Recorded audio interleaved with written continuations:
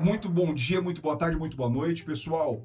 Hoje no nosso podcast eu tenho a presença ilustre de um querido, de um professor assim que está no pódio dos mais competentes e dos mais queridos no Grande ABC, no estado de São Paulo e quiçá no Brasil. Gilberto Maestro, grande amigo, ele é professor doutor, pós-doutor em Direito pela Universidade de Bolonha, na Itália. Dá uma olhada, o resumo do currículo dele. Doutor em Função Social do Direito pela FADISP, mestre em Direitos Difusos e Coletivos pela Unimes, especialista em Direito do Trabalho e graduado também pela Faculdade de Direito de São Bernardo do Campo.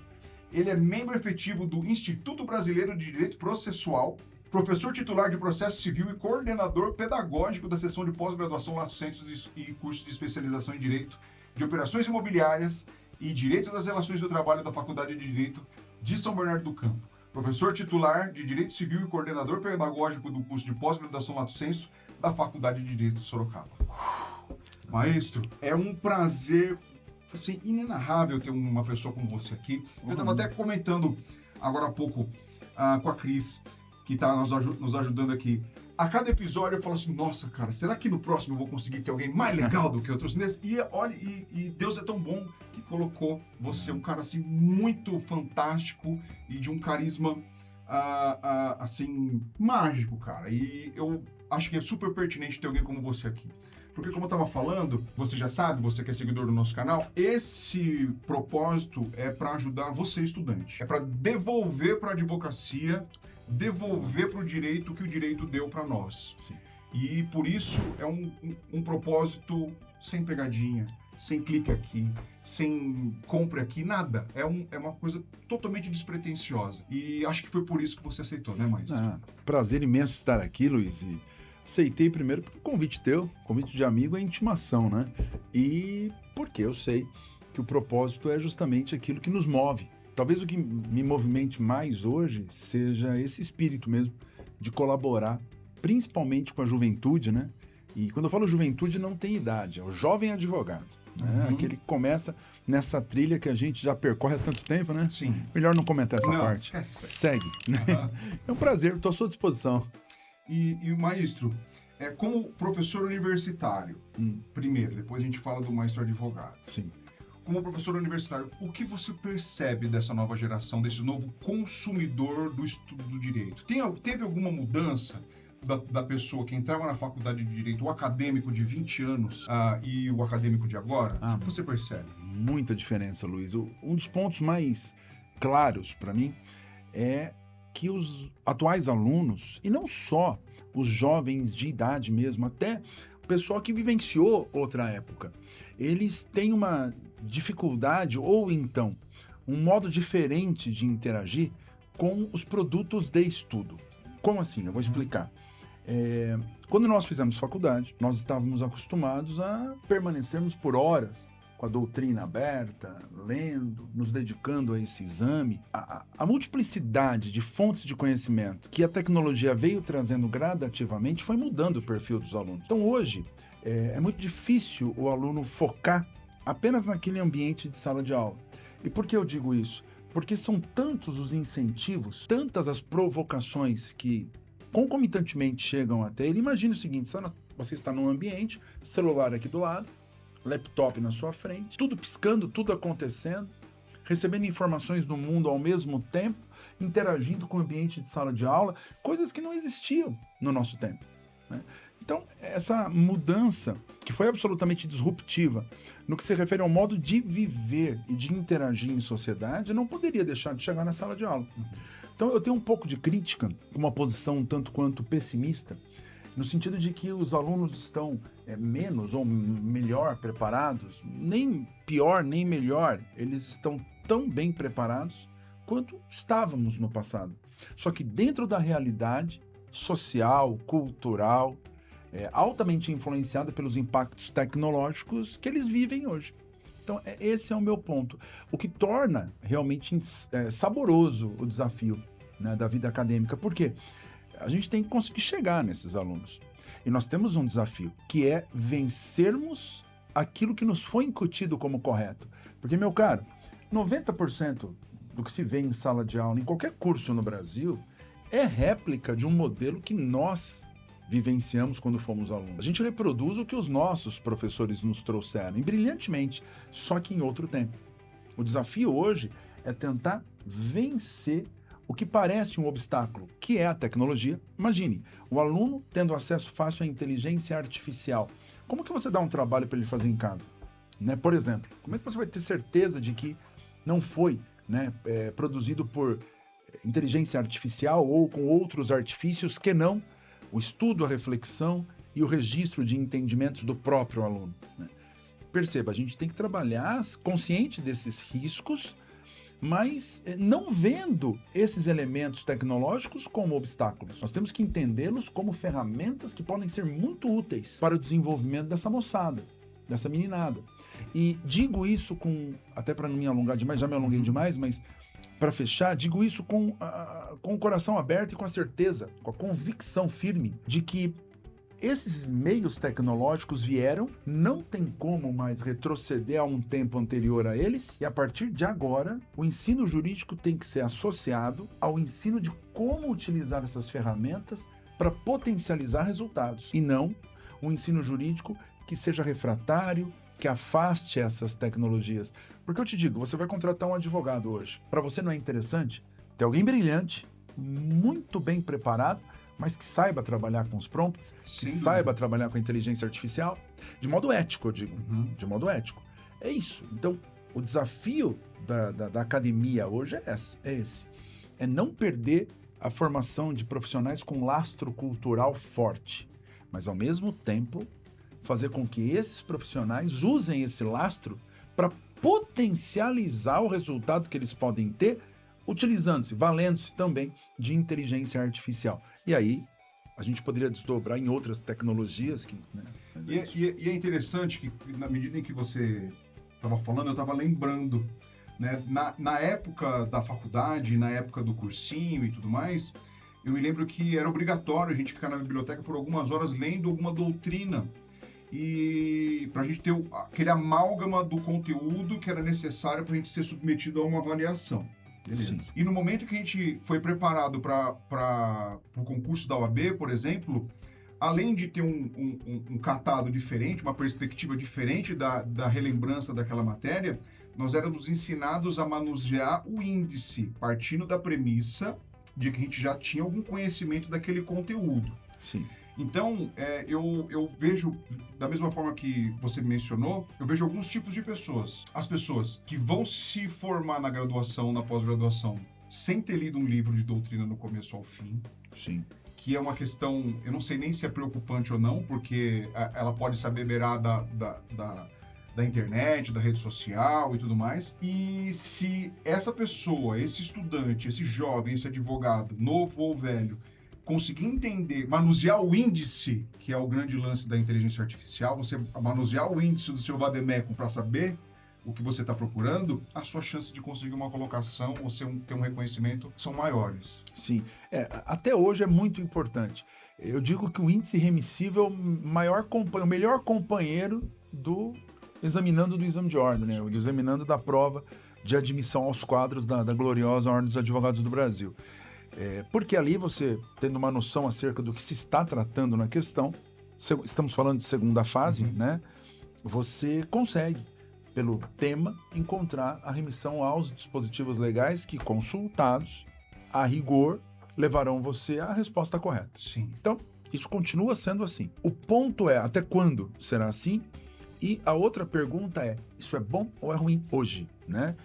Bem, é uma questão bastante delicada, precisamos de ordem, teria que se pensar e repensar um modelo, como tudo na vida, né? Sim. Tem que buscar evolução. Agora, o ponto onde eu quero chegar é o seguinte, vamos voltar um passo e lembrar de novo da realidade da sala de aula. O que eu consigo formar hoje, em termos de profissionais, cientes e conscientes do uso ético possível dos instrumentos, dos modelos de inteligência artificial? Essa é a pergunta. Se eu posso ensinar o aluno um conjunto de conteúdos a título informativo e exigir que ele memorize para repetir de volta para mim numa prova, será que eu não estarei nessa via de possibilidade criando não um profissional do direito com chance de sucesso no futuro, mas alguém absolutamente dispensável, porque Tarefeiro. do que me vale o conjunto de conhecimentos não refletidos, a memorização de resposta. Hoje, a inteligência artificial faz isso muito mais rápido, com muito mais precisão. Ah, mas aliena. Não, depende. Se você escolher um modelo adequado para aquilo que você quer fazer e municiar ele de textos, por exemplo, ele vai te responder à luz do texto que você municiou. Especialmente sabendo o que você está procurando. Exato. Você já tem que saber, quem acha melhor quem sabe o que está procurando. A maioria dos ruídos de comunicação, tanto por membros da magistratura, do Ministério Público e da advocacia, na maioria das vezes, é porque ou não se confere o que se jogou lá, ou, muito pior, a pessoa não sabe o que ela está procurando. E aí qualquer coisa serve. Prompt aberto, vem algo que... Você viu essa notícia que está rolando essa semana, que daquele prompt oculto na petição? Muito provavelmente você deve ter visto. A pessoa, ou por malícia, ou por inexperiência, ou até por ingenuidade, ela colocou um prompt invisível na petição dela, ali na parte entre o endereçamento e o cabeçalho, e dando uns comandos marotos ali para a inteligência artificial de juízo de admissibilidade, de triagem de sentença ou de acórdão, alguma coisa, falando, ó, nessa petição aqui, você desconsidera isso e aquilo, e toma essa e aquela medidas. E a IA de verificação do órgão jurisdicional pegou isso que, vovó diria, né? Malandro demais se atrapalha. E ele, muito possivelmente, vai tomar uma penalidade administrativa e no processo, eu imagino. E realmente uma conduta criticável.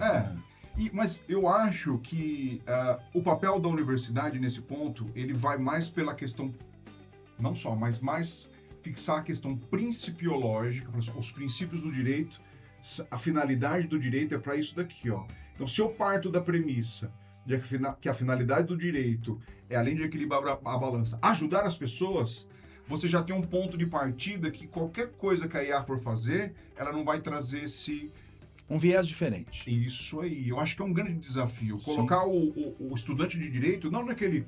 O cara vai ser advogado para dar um jeitinho. Não. Sai dessa. O advogado, ele é o operador do direito, de sistema de freios, de contrapesos sociais, para equalizar, para ajudar as pessoas, colocar elas no centro, né? E não deixá-las marginalizadas. Estou falando alguma coisa muito ideologicamente utópica, assim? Não. Eu acho que faz sentido pro estudante. Concordo com você. Porque a gente, por exemplo, aqui na contratação de um advogado, quando você vai contratar um advogado, você, pelo menos, o que a gente faz, eu contrato a pessoa. Ela é uma pessoa boa, a técnica aprende. Sim. Então, pessoalmente, como você é? Você é uma pessoa comprometida? Você tem aquele espírito colaborativo? Você gosta de ajudar as pessoas ou você é um burocrata? Você tá ali para... O dinheiro é o mais importante. Porque se o dinheiro é mais importante, você vai fazer qualquer coisa para chegar nele. Sim. E se ele é o fim, vai dar alguma coisa errada. Porque uma hora o dinheiro e a ética vão entrar em conflito e vai ser incompatível. Agora, se o dinheiro é o meio pelo qual você ajuda alguma pessoa, você cria uma barreira que a IA nunca vai tirar. E a IA, ela vai excluir o tarefeiro, com certeza, não só do direito, mas de todas as outras coisas. E já é um ponto reflexivo. A IA, ela nunca vai substituir aquilo que é a pessoalidade. Tocou o telefone, eu atendo. Mandou uma mensagem, eu respondo. Como foi que você mandou uma mensagem? Na hora ele respondeu. E a recíproca acontece. Então, eu acho que a próxima onda, após essa coqueluche, vai ser o restabelecimento da relação interpessoal como um diferencial na carreira profissional. Acho que sim. Tem um detalhe importante aqui.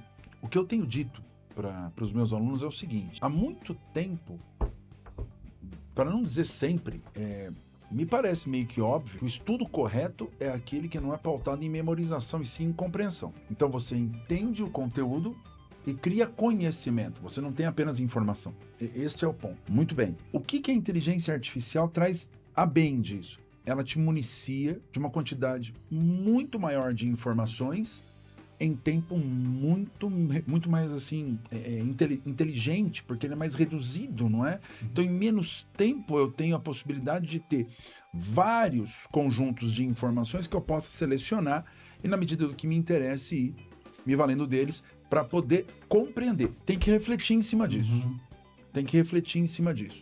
Hoje em dia, a IA permite que você faça uma espécie de brainstorm.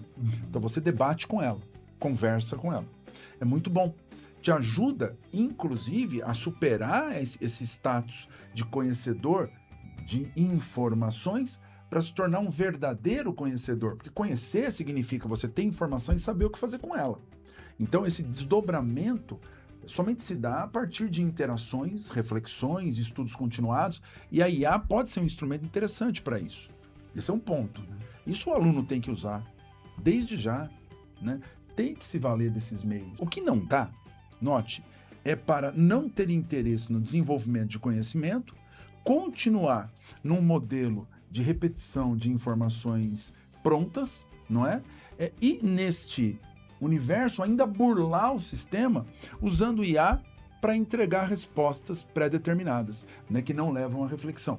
E isso faz do instrumento encontrado na inteligência artificial um malefício. Algo que trava, que atrapalha, que não ajuda a evoluir. Bem utilizado, ele vai mais longe. E aí eu chego no que eu tenho dito para os meus alunos. O que a IA parece desafiar hoje? Desafiar um estudo mais qualificado. Esse estudo mesmo de transformar informação em conhecimento, de análise crítica de dados. Né? Alguém me diz, olha, o direito dispõe, ou a lei dispõe, sobre tal questão jurídica desta forma. Legal, muito bom. Não me basta saber isso. Eu tenho que entender e ter uma posição crítica sobre por que é assim, se isso é correto ou não, se está afinado ao nosso tempo ou não, ou se ficou ultrapassado, como melhorar a tutela jurídica daquele, né, objeto de estudo, daquela questão, até mesmo pela via de uma mudança de interpretação das leis que já existem. Então, essa formação de conhecimento crítico é que nós temos que cada vez mais incentivar e conquistar com os alunos na faculdade, porque daí ele sai conhecendo tão bem o sistema que ele vai pegar ali, né, o modelo de inteligência artificial e imagina o prompt que ele vai montar, Luiz. Não será um prompt genérico, porque a resposta genérica ele já tem. Perceba como. Não, uma parte, não só ele. A resposta genérica, até o cliente dele já tem. Ele já, o consumo da advocacia, ele já é plataformizado. Sim. A gente não vai lá, vou lá na cidade procurar um advogado. Ele já pesquisou, ele já sabe, ali tem um monte de sites que já dão para ele. O Google, provavelmente dito, já dá para ele um briefing ali. Muito bem feito, às Muito vezes. bem feito. Então, assim, se esse advogado ele não sabe, ele não tem o brilho, ele não pensou com a própria cabeça, a chance dele sucumbir é muito maior. É muito maior. Ele sendo repetidor de fórmulas é substituído pela inteligência artificial. Ele sendo um construtor de conhecimento crítico a partir de conteúdos que lhes são ministrados ou referenciados, ele se torna alguém que, com a inteligência artificial à sua disposição, dela vai se valer para buscar soluções para além do tradicional, para além da mera repetição do que os tribunais têm decidido, às vezes soluções para trabalhar uma mudança de posicionamento, por exemplo, da jurisprudência. Só que para isso, como você falou, eu tenho que ter, pensando em questões existenciais, por exemplo, eu tenho que ter um advogado com uma cultura humanista importante, um advogado com um conhecimento técnico jurídico bastante sólido. Perceba, não aquele profissional que vai buscar na IA ou através da IA respostas a questões fechadas. Isso ele conhece. Ele vai buscar na inteligência artificial respostas a questões em aberto, descobrindo talvez espaços, brechas nos debates jurídicos por vezes consolidados que não exploradas possam ser agora trazidas ao judiciário, gerando uma nova visão sobre o tema. A possibilidade de renovação de debates por parte de quem for muito capacitado e, portanto, souber o que perguntar para a inteligência artificial, modulando, trabalhando com uma verdadeira engenharia de prompts, olha só, né, para construir ali cenários adequados à máquina te fornecer respostas aprofundadas, respostas diferenciadas sobre coisas que talvez até então ninguém tenha cogitado, ou poucos tenham cogitado. É essa a nova formatação da advocacia. Aí você vai me dizer, é para poucos, então. Não, é para todo mundo. Todo mundo faz. Falei ontem sobre isso em aula. Todo mundo pode ser o que quiser. Todo mundo pode fazer o que quiser. Pode levar mais tempo, pode exigir um pouco mais de esforço. A análise comparativa de uma pessoa com outra é cruel, porque cada um tem habilidades próprias, então, né, e modos próprios de aprender, enfim, mas disposições diferentes também para se posicionar na busca de conquistas. Mas o fato é, no final das contas, com mais ou menos tempo, todo mundo chega onde quer chegar. Porque nós somos humanos, dotados de razão, presenteados por Deus com isso que é o presente maior que pode ser dado a alguém. A possibilidade de recriar o mundo. Nós criamos um mecanismo que não nos substitui, inteligência artificial. Nós criamos um mecanismo que nos ajuda a chegar o mais rápido possível à plenitude do que nossa capacidade intelectual permite. Se você não souber montar o prompt... Você dá corte, hein? Mas olha só, se você não puder ou não souber montar o prompt, a resposta vem aquilo, Sim. empacotado. Vem aquela síntese que todo mundo que é mais ou menos competente naquela área de conhecimento já conhece. Então, o que eu quero? Eu quero algo diferente. Eu quero algo disruptivo. Eu vou usar um movimento ou um momento disruptivo da sociedade, da economia, de tudo, e por que não dizer do mundo jurídico, para ser disruptivo no que se refere às questões que chegam à minha mão. Né? Sempre a bem de um propósito. Qual é o propósito central do direito? E de toda a formação social brasileira, diria eu, pelo menos do Ocidente, né? Pós Segunda Guerra Mundial. É a conquista de condições de vida decente. É respeito à dignidade humana, certo? Foi o que você falou no começo. Humanismo. Falei ontem, na cerimônia de entregas de carteiras, na nossa amada OAB, na subseção aqui de São Bernardo do Campo, sobre o seguinte: nós somos abençoados advogados. Por que eu digo isso? Porque nós trabalhamos para os outros, a bem dos outros. O que o advogado faz em benefício próprio? Se você for parar para pensar puramente no que ele faz no dia a dia. Muito bom. Trabalha para os outros, trabalha para o interesse de alguém. É um servir. Eu sou o garçom do garçom, o mecânico do mecânico, o professor do professor. E o que sempre nós aprendemos em todas as religiões como sendo a conduta adequada, a conduta abençoada? O servir ao outro, né? Nem mesmo o Filho de Deus veio aqui para servir, mas para ser servido. Ou para ser servido, mas para servir, ao contrário. E nos ensinou o amor ágape, o amor na realização do que você pode fazer de bem para outra pessoa. Então, pera um pouquinho, o que a gente faz na advocacia? É a síntese de tudo isso. Alguém pode dizer, mas parou. Propósitos nobres e propósitos pouco recomendáveis existem em qualquer tipo de atividade profissional, que nós estamos falando de gente. Tem gente boa e, infelizmente, né? Sim. Agora, pegando puramente a advocacia, e tem um detalhe importante. E o bom é que você pode escolher que tipo de... Se você quer só clientes desse tudo. tipo, você escolhe. Você fala, olha, E aí você vive com liberdade até para dizer não. Que não, eu não vou dar um jeitinho. Então, o não, ele é muito fluido. Você não precisa ficar fazendo esforço para dizer não. sim. E essa é a grande batalha. Você dizer mais não que sims, né? Na hora de pegar um processo, de conquistar um cliente. E nós temos liberdade técnica para fim da definição do que será feito no processo. Se houver desencontro de vontades, renuncia. Ponto. Ok, tá tudo bem. É só um trabalho. É isso. E isso acontece mesmo. Acontece mesmo. E agora, na advocacia, o que você percebe? Se você tem... A gente estava falando, eu fiz até uma piada lá, o bem, eu vou lá na cidade. Você tem alguma reflexão sobre isso? Você acha que o consumo do serviço da advocacia... Mudou muito. Luiz, mudou. E eu não sei dizer se para melhor ou para pior. Eu acho que mudou para algo diferente, ponto. Né? Eu sou um pouco saudosista. Em que sentido? Eu peguei um bom tempo ainda, nesses 26 anos que eu advogo, eu peguei um bom tempo de processo físico e ponto. Péssimo do ponto de vista do tempo de deslocamento até o fórum. Carga de autos, depois tem que devolver, custo de xerox, né? As fotocópias, na verdade, e por aí vai. Mais do que isso, uma correria insana para chegar até o horário de fechamento do fórum para conseguir protocolizar uma peça, risco de perder prazo, e vamos embora. Muita coisa realmente que complicava e tornava estressante o exercício da advocacia. Mas de outro lado, isso tudo fazia com que você saísse do seu local, do seu escritório, que você acabasse nesse caminho interagindo com várias outras pessoas, que você no fórum encontrasse seus colegas, que você tivesse a oportunidade de ter o bom e velho café na sala dos advogados, coisa que hoje, eu não vou dizer que não tem, mas reduziu muito. Na Justiça do Trabalho até tem, em razão da quantidade de audiências, a gente se encontra ali e acaba, né?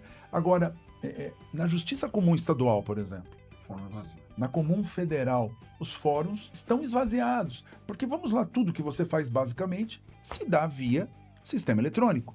Aliás, caminhamos para uma não vou dizer radicalização, mas um avanço ainda nesse sentido com o juízo 100% digital. Então, a rigor, o que acontece?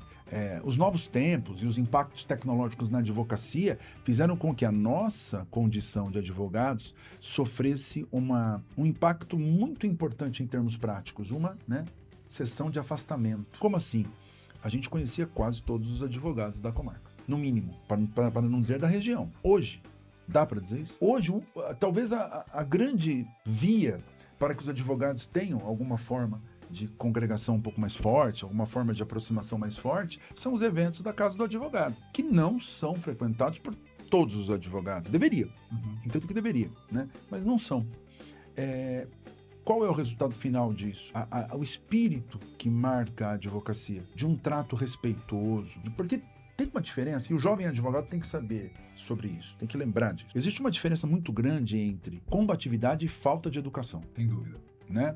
Combatividade nós temos que ter. Advogado combativo é aquele que é firme nas suas alegações, aquele que defende o seu cliente com veemência, aquele que não deixa passar nenhuma oportunidade de apresentação de argumentos e elementos favoráveis ao seu cliente, ao melhor resultado para o seu cliente. Então ele vai trabalhar com muita galhardia, muito esforço, com um posicionamento firme na sua advocacia. Muito bem, isso é uma coisa. Outra coisa é um advogado que ofende juiz, advogado que ofende o colega, né?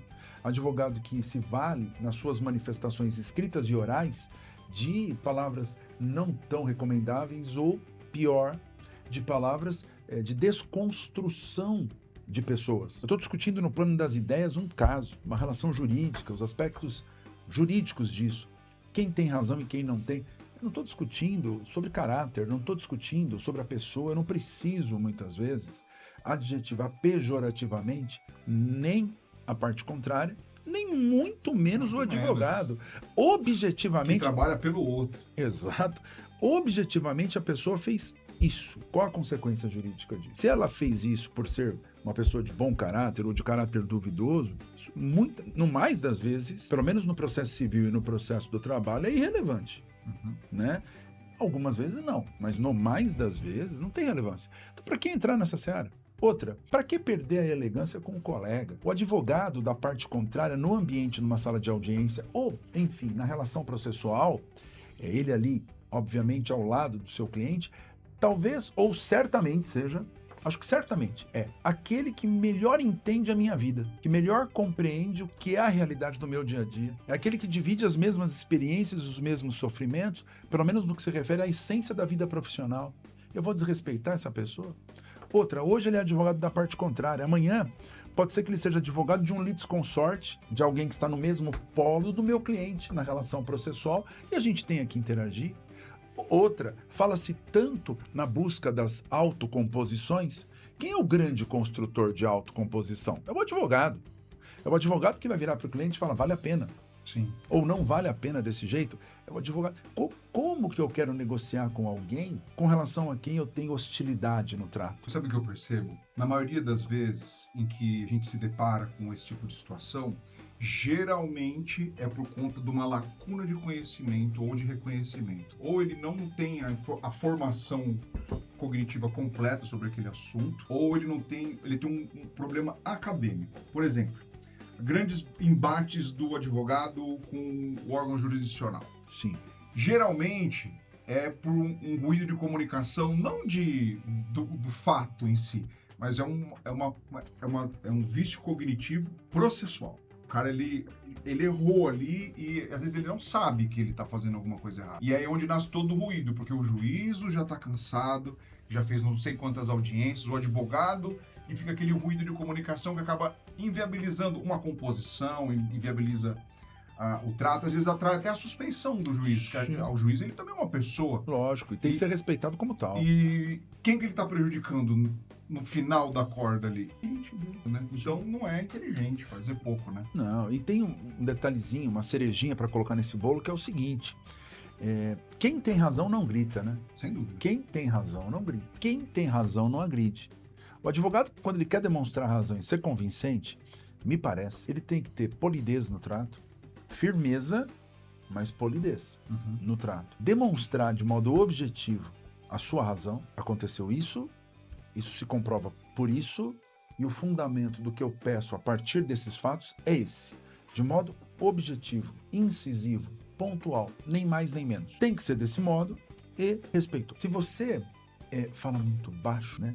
Poxa vida, também dá um ar de submissão ou de insegurança. Se você fala muito alto, né? Você está perdendo também o limite de uma postura agradável. Se a gente argumenta, é para convencer o juiz. E ninguém é convencido por uma pessoa desagradável. Me parece isso. Então, o desafio do advogado, além de toda a parte técnica, é de uma espécie de desbastamento da própria essência, né? Você se veja como uma pedra ou como, enfim, um artefato a partir do qual se busca construir a mais perfeita escultura. Essa é a ideia. Nesse desbastar da pedra, nessa busca de criar, transformar de uma pedra toda torta, toda cheia de arestas, né? Tirar dali uma escultura belíssima, que é o que você pretende ser na sua vida, né? Você como grande artífice de você mesmo. Perceba, um dos caminhos é você cuidar da sua pessoa e não só da parte técnica. Então, trabalho a parte técnica e trabalho a minha pessoa. Qual é a pessoa que eu devo ser? E me parece que isso passa, pensando no advogado, passa numa pessoa polida, firme no que fala, convicta, sabedora do momento de recuar e do momento de avançar, tudo bem? Mas tudo na base do argumento.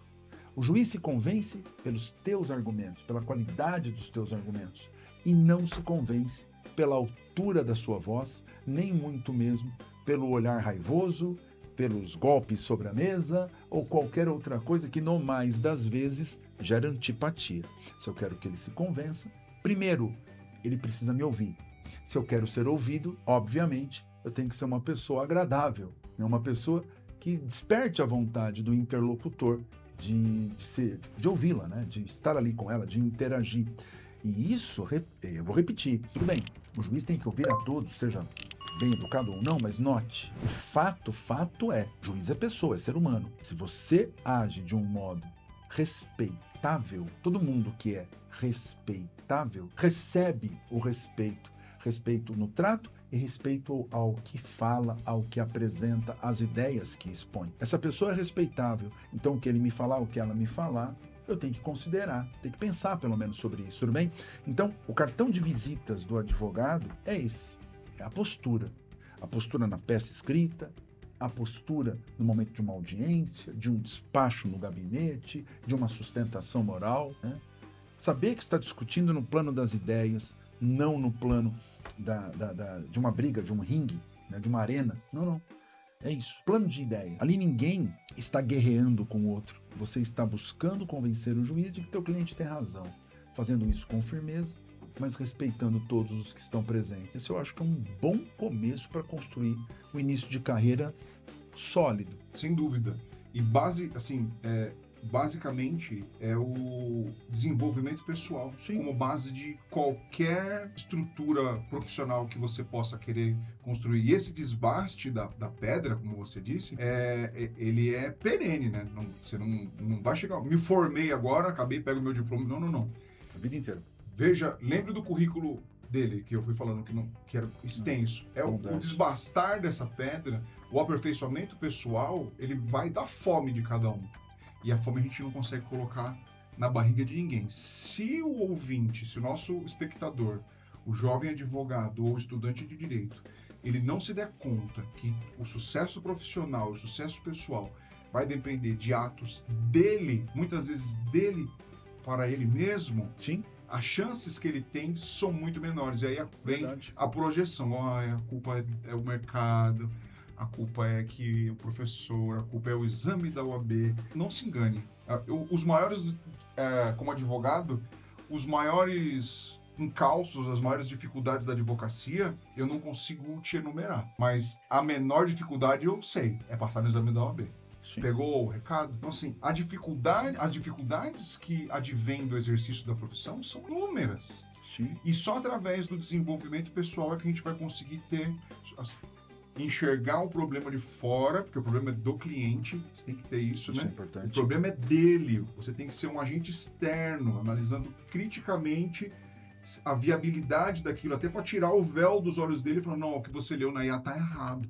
não se aplica. Agora é lei, todo mundo que toma Novalgina tem direito a beber. Não, não é. Entende? Esse é o seu papel. Eu falo, é uma brincadeira que é Sim. nos vídeos, né? Sim, sim. Ó, quando eu vejo agora é lei que eu recebo, assim, ó, isso é verdade. Não, entende? E isso tudo a gente se conquista através de um desenvolvimento pessoal contínuo, né? Sim. E devia ser o objetivo de todo ser humano, mas infelizmente não é. Perceba, para ter essa paz de espírito, que é importante para você se desenvolver como pessoa, você tem realmente que chegar num ponto desse desbastar, né? Uhum. Que permita que se veja já um pouco da obra, né? Para se chegar até lá, você tem que ter condições de construir paz. E aí volto na academia.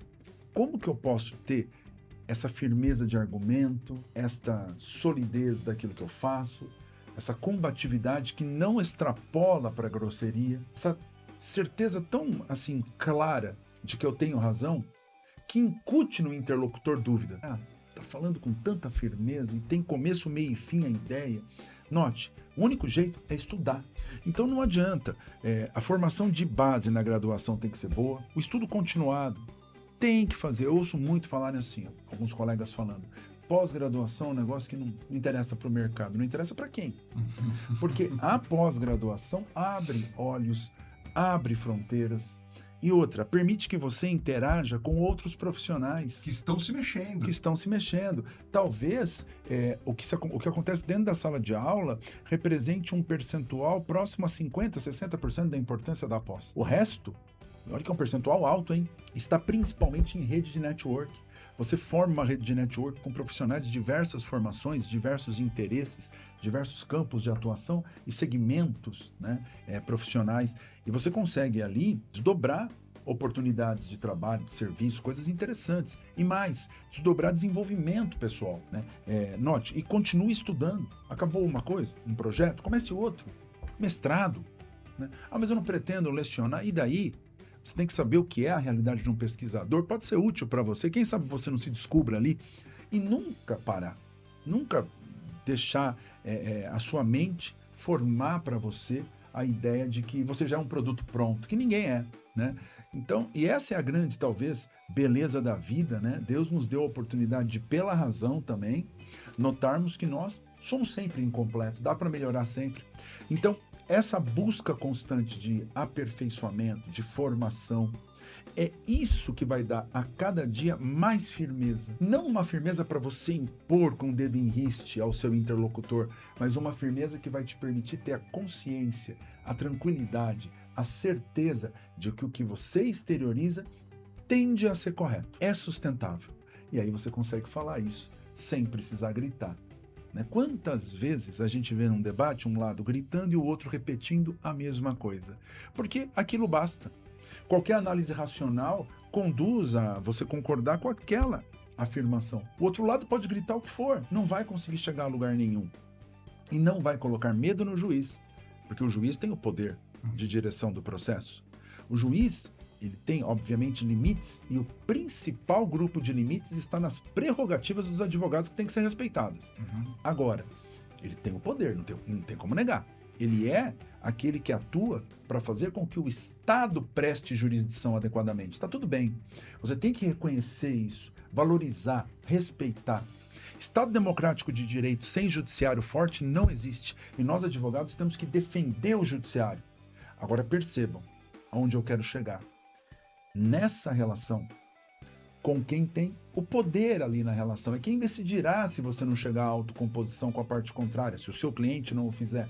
Note, você tem que ter um trato adequado, correto, respeitoso, objetivo e colaborativo. Peças claras, peças objetivas, peças que não tragam retórica exagerada, conduta de boa fé, com transparência, com lealdade. A busca de uma atuação que fuja da infração de deveres processuais e da litigância de má fé. E por aí vai. Isso vai construindo a imagem de um profissional e dando a ele a respeitabilidade que fará com que a cada dia ele seja mais e mais e mais ouvido, uma oitiva qualificada, considerando tudo que ele tem a dizer, porque ele se mostra a cada dia uma pessoa que tem o que dizer. Então, esta, me parece, é a receita para a formação de um profissional que terá sucesso. Agora percebam, onde eu comecei? Com conhecimento, Porque se você não estudar, não tiver conhecimento técnico, nada disso será possível. Você será inseguro. É lógico, somos humanos. Alguém nos coloca uma questão que eu não sei como sair dela, não sei qual é a resposta, o problema para mim é insuperável por falta de conhecimento.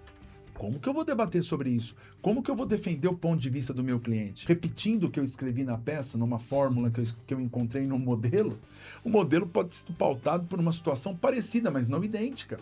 E outra, eu tenho que entender o porquê daquela fórmula apresentada, senão eu não consigo defendê-la. A tendência é que chegue um momento em que, por descontrole, você esqueça desta posição que a gente coloca aqui como estabilizada, como propositiva, como ensejadora de uma vontade de ser ouvido, tudo bem? De alguém te ouvir. A tendência é que você largue a combatividade e caia para a violência. E não é isso que você quer, não é? Não é bonito. Alguns colegas até fazem isso, mas levar para redes sociais notícias de que você bateu boca com o juiz, isso não é combatividade. Combatividade se faz na argumentação, no recurso, na sustentação oral, nos argumentos jurídicos de desconstrução do equívoco que você aponta, não em ofensas, em agressões, em dedo em riste. Isso é motivo de vergonha, aliás. Eu acho. E isso desvaloriza muito. É isso aí. Meu irmão, eu sei que você tem uma agenda muito lotada e eu queria que, para você encerrar, para nós encerrarmos o nosso capítulo, você olhasse para essa câmera aqui, ó, e pensando que ela fosse um aluno ou um jovem advogado ou a pessoa que pense em entrar na faculdade de Direito, qual seria o recado que você daria para assim, no coração dela? Falar assim, olha, vale a pena ainda ser advogado no Brasil, vale a pena defender o interesse das outras pessoas.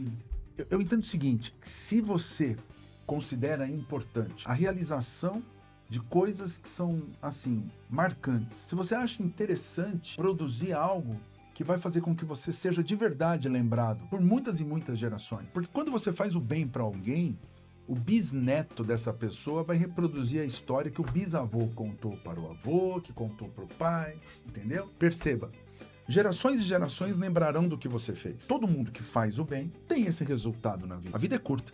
Se você quer deixar um legado verdadeiro, um legado positivo, faça o bem. Esse é um primeiro ponto. O que o advogado faz? Trabalha incessantemente para a construção de resultados que representam o bem para outra pessoa. Se você fizer isso com senso ético, com respeito àquilo que os padrões ditados pela ética impõem, se você fizer isso de um modo cortês, de um modo respeitoso, embora combativo, você terá resultados do ponto de vista técnico excelentes, você terá resultados do ponto de vista pessoal melhores ainda. Talvez você tenha encontrado a plenitude para alguém dizer eu sou feliz na minha profissão. Porque o advogado ele pode falar o que quiser, mas se ele trabalhar bem, a única coisa que ele não será é alguém indiferente ou causou resultados de pouco impacto na sociedade. O advogado, a cada causa e a cada dia, portanto, ele produz diferenças nas vidas das pessoas com quem ele interage, a quem ele atende, para quem ele trabalha. O advogado é um construtor social. A gente constrói e reconstrói a sociedade cada vez que trabalhamos para que o respeito à ordem jurídica, a como as coisas devem ser, seja concretizado ou restabelecido. Então, se você gosta da ideia de ser um construtor de felicidade, um construtor de uma vida que vale a pena ser vivida, né? Advocacia vale a pena. Ah, mas mudou muito. E daí? Tudo mudou muito. Então vamos fazer assim. Vamos usar as novidades a nosso favor para que essa construção seja mais potente ainda. Tudo bem? Olhe para os iguais com um olhar de fraternidade. Respeite seus colegas. Você pode, na audiência, ter um debate extremamente acalorado, combativo com o seu colega, mas acaba ali. Tenha a certeza de que o seu cliente poderia ter escolhido muitos advogados e escolheu você. Olha que coisa bonita. Faça o que você puder por ele, mas com ética, com respeito às demais pessoas envolvidas. Tenha em mente que você tem que solucionar da melhor maneira possível, ou encontrar, na verdade, o melhor caminho de solução para aquilo que o seu cliente lhe apresenta como um problema. Portanto, construa pontes para coisas melhores, para momentos mais felizes de vida, para aquelas pessoas que cruzaram o teu caminho, confiaram no teu serviço. Se você fizer isso, e se você gostar dessa ideia toda, eu vou te dizer que a advocacia sempre vai existir com muito, muito campo de trabalho. Não é porque vem a tecnologia que as pessoas deixam de existir e se relacionar. Se duas pessoas estiverem no mesmo ambiente por um certo tempo, vai surgir um conflito. Imagine então toda a sociedade interagindo. Conflito sempre existirá. E o advogado existe para evitar o conflito, encaminhar negócios que sejam perenes, duradouros e sem ou com menor risco de conflito. Quando o conflito surge, solucionar conflito. Enquanto houver gente, haverá conflito. Enquanto houver conflito, haverá o que ser evitado ou o que ser solucionado. Quem é o profissional que se prepara para isso? O advogado. Enquanto houver vida humana, haverá espaço para a advocacia. Se o mundo se transforma pela tecnologia, o advogado faz deste momento disruptivo um momento de transformação da sua atuação, mas ele nunca será dispensável.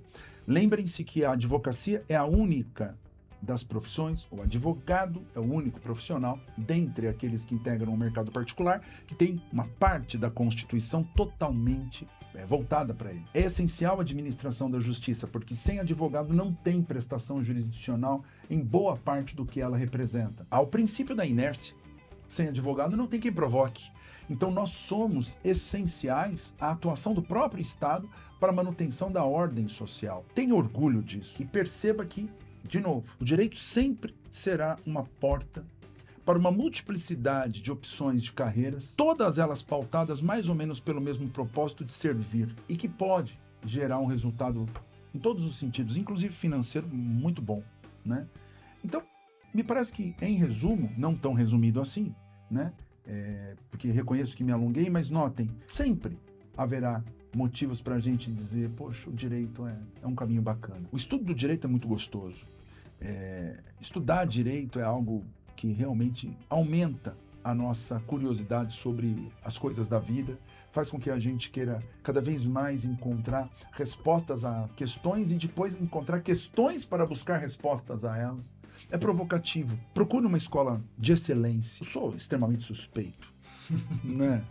Eu leciono em 2 faculdades que são espetaculares e são referências no Brasil e tenho muito orgulho disso, a Faculdade de Direito de São Bernardo do Campo e a Faculdade de Direito de Sorocaba. Procure conhecer as escolas, conhecer o tipo de formação que é proposto nesses núcleos. Poxa, se o ambiente lhe atrai e siga em frente. Agora, tem um último detalhe. Abra a sua cabeça ou a sua percepção do que é bacana para algumas coisas que muitas vezes acabam ficando de lado. Valorize gente, valorize as pessoas, valorize tua família, teus amigos, ou pessoas que você ainda não conhece, que pode conhecer, então valorize essa possibilidade de conhecer. Tenha boa vontade para formar laços de respeito, de afinidade, de contato com o maior número de pessoas possível.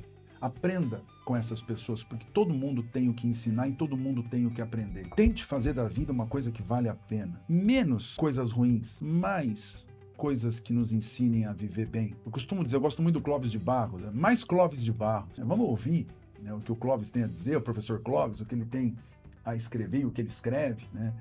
Isso pegando um professor de tantos outros, professor Mário Cortella também, tantos nomes que são muito interessantes do atual momento da nossa sociedade. Mas também olhe para trás e vá consultar esses professores que eu citei 2 que eu tenho certeza que você conhece. Olhe para trás e veja os nomes daqueles grandes pensadores da história da humanidade que esses professores referenciam, né? Vai conhecer um pouco de Platão, vai conhecer um pouco de Spinoza, vai conhecer um pouco de Kant, vai tentar entender um pouco sobre o que essas pessoas trouxeram para nós, para que nós pudéssemos entender o que é o ser humano, o que é a vida em sociedade, né? E depois de tudo isso, valorize também a ida até algum local que lhe permita olhar o pôr do sol, né? E no final do dia, agradeça por tudo isso. E agradeça pela possibilidade, da expectativa de começar tudo de novo no dia seguinte. Se você levar desse jeito a sua vida, tenho certeza que você será um advogado humanista, que vai conhecer bem o espírito humano, um advogado técnico, combativo, feliz e que fará da vida dos outros também muito feliz. Uma última mensagem. Seja um combatente, assim, ardoroso da discriminação. O advogado é um profissional que não pode ser preconceituoso. E é muito difícil, porque todo ser humano tem, né, falta de preparo para conceber de plano um conceito correto. A gente forma preconceitos, mas tente desfazê-los o mais rápido possível. Lute contra os preconceitos, lute contra a discriminação. Seja um construtor de uma sociedade livre, justa e solidária. E aí você vai entender o porquê que eu disse que a advocacia é tão importante. Eu fecho dizendo que é a mais bela de todas as profissões. Luiz, eu queria te agradecer, pedir desculpas por esse momento final aqui, mas eu acho que é importante. Você me falou que o propósito era falar para jovem em advocacia. E eu acho que nós temos que incutir na mente desse pessoal que, poxa, a advocacia ela tem uma beleza tão única que quem quiser enxergar consegue. Sim. Consegue. E me deu... E dá pena que muitos não enxergarão, né? Eu tenho esperança de que todos Sim. um dia enxerguem. E eu queria te agradecer também pela oportunidade de não falarmos de questões técnicas, porque Sim. é tão bom falar de questões essenciais da advocacia, dessa profissão que a gente gosta tanto, Sim. né? A gente se dedica a ela Nossa de um Senhora. jeito e por isso, muito obrigado, meu Para amigo. chamar a atenção para o óbvio, né? Mas o muito... óbvio precisa ser dito. Às vezes a gente esquece que todos aqueles artigos, eles desaguam nesses pensamentos mais... Sim. Mexem nos brios do ser humano, Sim. da humanidade, né? E eu peguei duas... Eu agradeço, aprendi muito. Hoje geralmente eu sou mais falastrão, mas hoje eu viajei no que você falou e adorei. Bondade. Mas, ó, as duas palavras mais importantes, construtor social e desbastamento, o desbastar das próprias asperezas. Então, se você quer ser um construtor social, comece a desbastar a si mesmo agora, e é todo dia, burilando ali, ó. Né? Maestro, muito obrigado. Eu quem agradeço, meu irmão. E, gente, espero que tenha sido produtivo para vocês da mesma forma que foi para mim, e nós nos vemos na próxima. Fique muito bem. Obrigado. Caramba, você manda